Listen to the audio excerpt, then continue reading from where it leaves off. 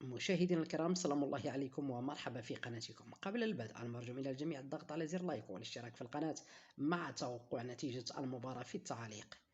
يترقب عشاق نسور قرطاج موعد مباراة منتخب تونس أمام ناميبيا ضمن الجولة الأولى من المجموعة الخامسة بكأس إفريقيا إفريقيا 2023 المقامة حاليا بالكوت ديفوار.